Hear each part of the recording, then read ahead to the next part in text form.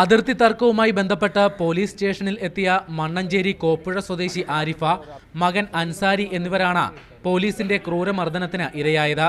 കഴിഞ്ഞ ജൂൺ മാസം 3-ാം തീയതിയായിരുന്നു സംഭവം. ആരിഫ സ്റ്റേഷനിലേക്ക് എത്തിയ പോലീസ് ഉദ്യോഗസ്ഥന്റെ വഴിമറഞ്ഞു നിന്നതാണ് പ്രകോപനത്തിന് കാരണം. മാതാവിനെ കയ്യേറ്റം ചെയ്യുന്നത് ചോദ്യം ചെയ്ത അൻസാരിയെ സ്റ്റേഷനിൽ ജനൽ കമ്പിയിൽ വിലങ്ങുകൊണ്ട് ബന്ധിച്ചായിരുന്നു മർദ്ദിച്ച് അവശനാക്കിയത്. സംഭവം വിവാദമായതോടെ ആരോപണ വിധേയനായ സീനിയർ സിവിൽ പോലീസ് ഓഫീസർ ഷാജിമോനെ ആലപ്പുഴ ജില്ലയിൽ തന്നെ ഹരിപ്പാട് വിയപുരം സ്റ്റേഷനിലേക്ക് സ്ഥലം മാറ്റി. നടപടി ഇവിടെ ഒതുങ്ങി. ആഭ്യന്തരമന്ത്രിയെ നേരിൽ കണ്ട് പരാതി നൽകിയപ്പോൾ ആരിഫയുടെ അനുഭവം ഇങ്ങനെ. ആ മന്ത്രി പറയുന്നത് എന്നെ ഒന്നും ചെയ്തിട്ടില്ല, ഞാൻ കള്ളം പറയുവാണ്, അവർക്ക് കിട്ടിയ റിപ്പോർട്ടിൽ എൻ്റെ ബുർക്കയിൽ പിടിച്ചിങ്ങോട്ട് മാറ്റിയതേ ഉള്ളെന്നാണ്. എൻ്റെ ഭർത്താവ് കീറിയെന്ന് പറഞ്ഞിട്ട് അതങ്ങോട്ട് കേൾക്കണില്ല. പറയുന്നതിന് മുമ്പ് തന്നെ ചാടിക്കടിച്ച് വിഷമിപ്പിക്കുന്ന പോലത്തെ വർത്താനമാണ് പറഞ്ഞത്. പോലീസ് ഉദ്യോഗസ്ഥന്റെ കർത്തവ്യ നിർവഹണത്തിന് തടസ്സം വരുത്തിയതിന്റെ പേരിൽ അൻസാരിക്കെതിരെ ഇപ്പോൾ കേസുണ്ട്.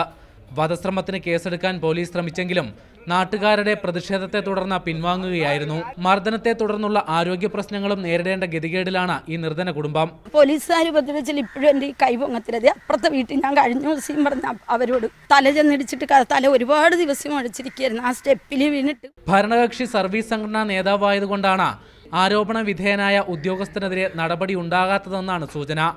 അദ്ദേഹത്തെ സ്ഥലം മാറ്റി എന്നുള്ളതാണ്. പക്ഷേ ഇവിടെ മുഴുവൻ ആൾക്കാരും പറയുന്നത് ജനറൽ ഷഫ്ലിങ്ങിൻ്റെ ഭാഗമായിട്ട് കിട്ടിയ ഒരു ജനറൽ ട്രാൻസ്ഫർ മാത്രമാണ് അദ്ദേഹത്തിന് ഉണ്ടായിരുന്നതെന്നാണ്. മീഡിയ 1 ആലപ്പുഴ.